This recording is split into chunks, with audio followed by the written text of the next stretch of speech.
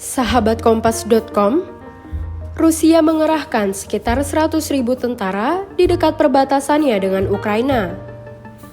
Adapun hal tersebut menambah ketegangan antara dua negara bertetangga itu serta meningkatkan ancaman invasi. Sementara itu, intelijen Amerika Serikat menyebut bahwa Rusia sudah menyiapkan invasi dengan 175.000 tentara dan militer Ukraina meski mendapat pelatihan dan peralatan dari Amerika Serikat, diyakini tetap sulit menandinginya. Jika terjadi perang Ukraina-Rusia, negara blok timur dan barat juga akan terlibat. Peluang itu terbuka ketika Presiden Joe Biden pertimbangkan mengerahkan beberapa ribu tentara Amerika Serikat, kapal perang, dan pesawat tempur. Biden mengatakan invasi Rusia ke Ukraina akan menjadi konsekuensi terbesar di dunia yang terjadi sejak Perang Dunia II. NATO pun diperingatkan oleh Rusia agar tidak melanjutkan ekspansi ke arah timur dan tidak mengakui Ukraina sebagai anggotanya.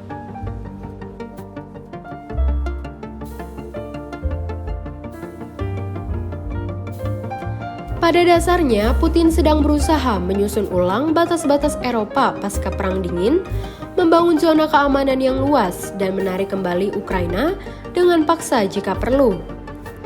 Ketegangan antara Ukraina dan Rusia sudah membara sejak 2013 ketika Ukraina berupaya menggulingkan presidennya yang pro-Rusia, Viktor Yanukovych, dan militer Rusia memasuki wilayah Ukraina. Imbas kondisi tersebut, Rusia mencaplok semenanjung Crimea yang otonom pada 2014 dan mengobarkan pemberontakan separatis di Ukraina Timur. Rusia berdalih, aneksasi Crimea adalah untuk membela kepentingan warga Rusia di sana. Namun pencaplokan itu tidak diakui oleh sebagian besar negara. Tak lama kemudian, separatis pro-Rusia di wilayah Donetsk dan Luhansk di Ukraina mendeklarasikan kemerdekaan dari Kiev sehingga memicu pertempuran yang sengit selama berbulan-bulan. Gencatan senjata sempat disepakati pada 2015 tetapi sulit ditegakkan. Perdamaian total tak kunjung didapat di tengah perang Rusia-Ukraina yang menewaskan lebih dari 13.000 tentara dan warga sipil.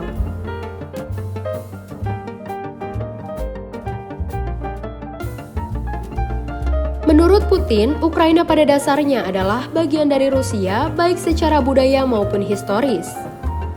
Vladimir Putin yang kini berusia 69 tahun dan berada di senja karir politiknya, juga disinyalir berniat memoles citranya dengan memperbaiki apa yang dilihatnya sebagai bencana abad ke-20 yaitu pecahnya Uni Soviet.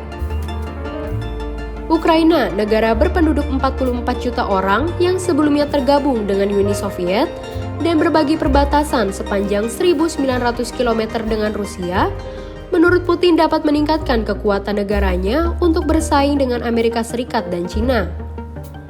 Putin turut sinyalir berusaha meningkatkan dukungan nasionalis di dalam negeri di tengah pandemi yang berkecamuk dan perekonomian yang tertatih. Pada 2021, Rusia juga dilanda demo anti-Putin terbesar dalam beberapa tahun oleh oposisi. Sementara itu, Rusia beralasan bahwa penempatan ratusan ribu pasukan di perbatasan adalah antisipasi ekspansi NATO ke arah timur dan reaksi terhadap hubungan intensif Ukraina dengan aliansi tersebut. NATO meningkatkan dukungan untuk Ukraina dalam hal persenjataan, pelatihan, dan personel. Rusia pun menuduh Ukraina meningkatkan jumlah pasukannya sebagai persiapan merebut kembali wilayah Donbas, tetapi Kiev membantah tudingan itu.